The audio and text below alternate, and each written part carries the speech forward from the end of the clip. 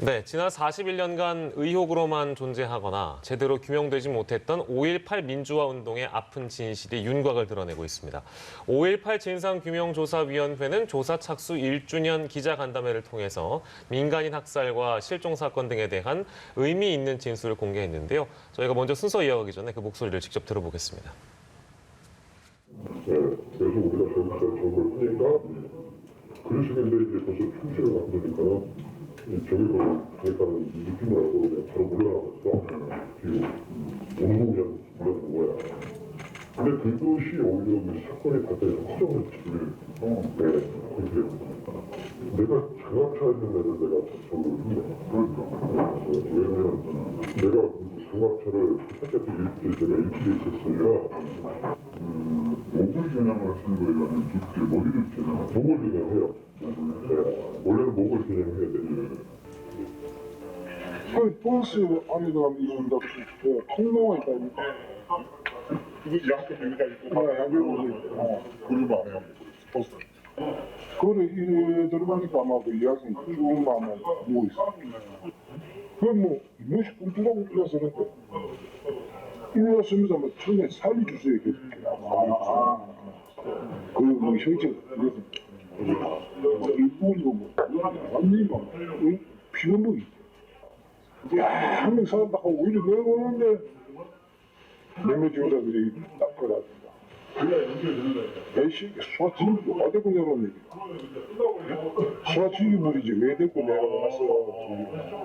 그 죽여버리지.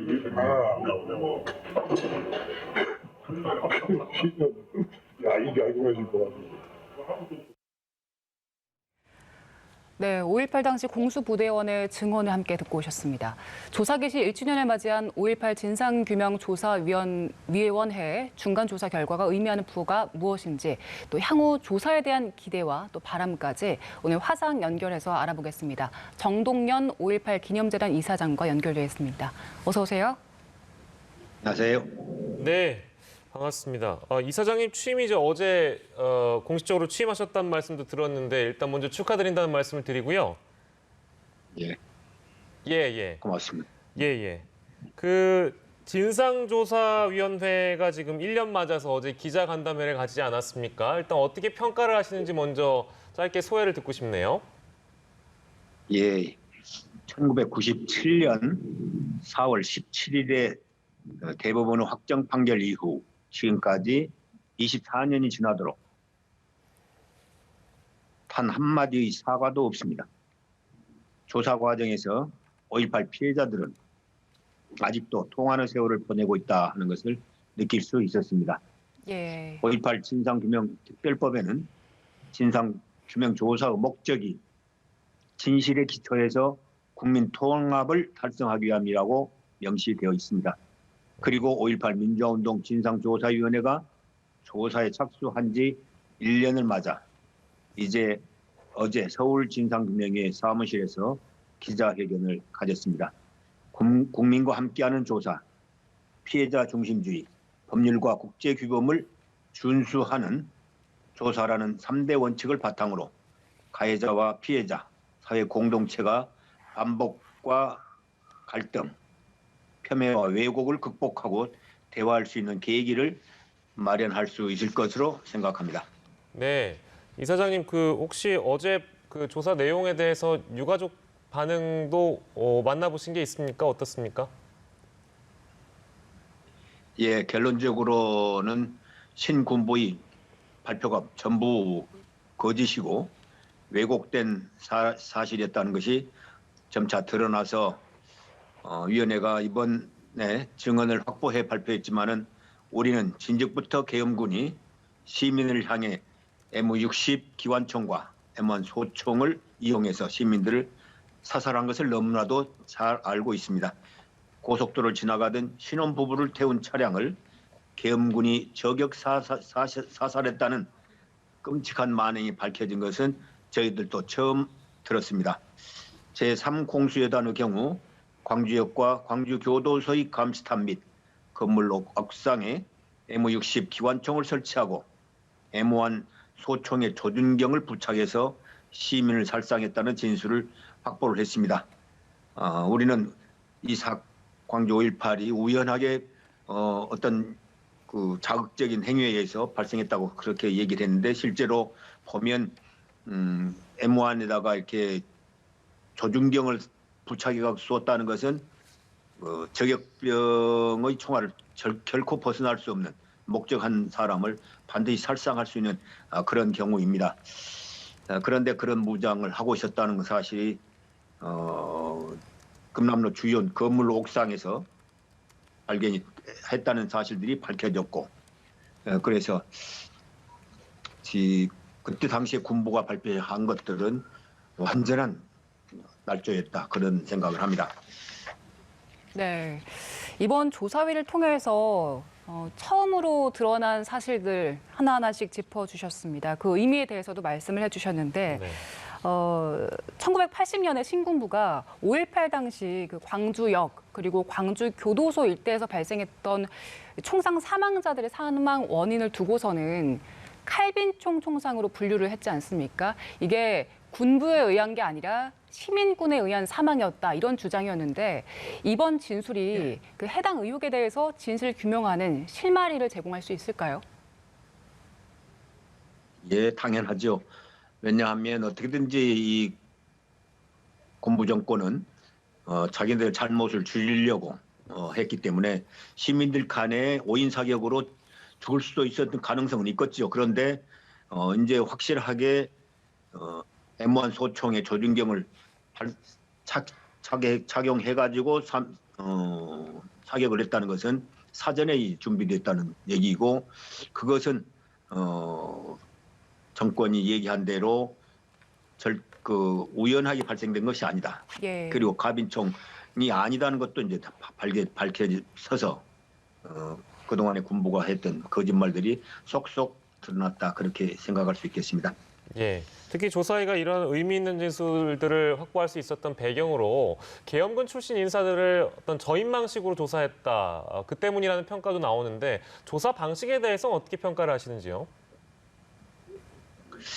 저인망식이라는 것은 당연히 직접 바닥을 돌아다니면서 발로 뛰면서 제보자들을 만나고 진실을 들을 수 있기 때문에 난 아주 바람직한 조사 방법이었다, 그렇게 생각을 합니다. 예. 그리고 그동안 그 안매장은 시신 처리와 관련해서 수차례 조사를 했었지만 큰 성과를 얻지 못했었는데 이번에는 안매장은 시신 처리와 관련해서 또 주목할 만한 진술도 들었다고 확인을 했습니다. 이번엔 좀 다르겠습니까?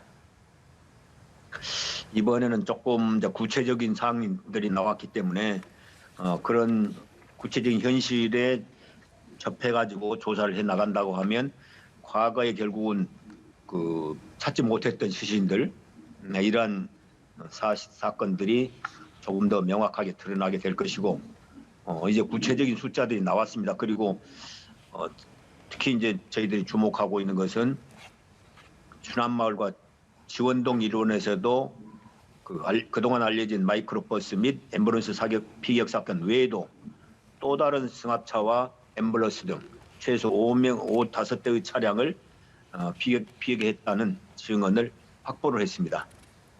마이크로버스 피격 사건은 현장 사망자가 최소 17명이라는 군 기록과 현장에서 수습된 시신이 11구였다는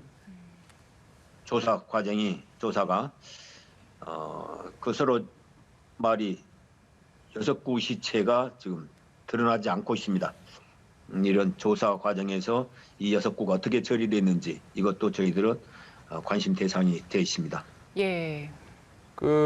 조사위가 북한군 개입설에 대해서도 진위 파악을 하고 있는데요. 특히 자기가 북한 특수군이다, 직접 광주에 침투했다, 이렇게 최초로 발언한 북한군 출신 탈북민으로부터 나는 광주에 오지 않았다라는 등의 이제 의미 있는 진술을 확보를 했고, 당사자 역시 사죄의 뜻을 밝히고 있는 상황입니다. 이 점은 또 어떻게 보시는지요? 그게 아마 진실일 것이고 사실일 것입니다. 예. 그러니까 그동안에 이 군부가 얼마나 사건을 허위 날조했는지 철저하게 은폐하고 또 그것을 국민들에게 전달할 때는 그 사실인 것처럼 그렇게 했기 때문에 그동안에 국민들이 많이 진실이 어떤 것인가 하는 것을 그 헤매게 만드는 그러한 작태를 군부들이 저질러 왔다 그렇게 생각합니다. 예. 일각에서는 이 북한군 출신 탈북민이 당시에 북한군 개입설을 주장한 배경을 두고 여러 가지 이제 말씀들이 좀 오가고 있는 갑론을박이 이어지고 있는 상황인데 이 북한군 출신 탈북민 혼자 이런 일을 벌였겠는가에 대한 지적들이 좀 있는 것 같아요. 그 부분은 어떻게 보시는지요? 자신이 북한 특수군으로 직접 광주에 침투했다고 최초 발설한 북한군 출신 북한 이탈 주민인 가명의 김명국 씨가 유튜브에서 북한 군사연구소 소장으로 활동하는 정명훈 씨라는 사실이 공개되었습니다. 5.18 당시 정 씨는 광주에 있었던 것이 아니라 평양에 있었다고 고백했습니다.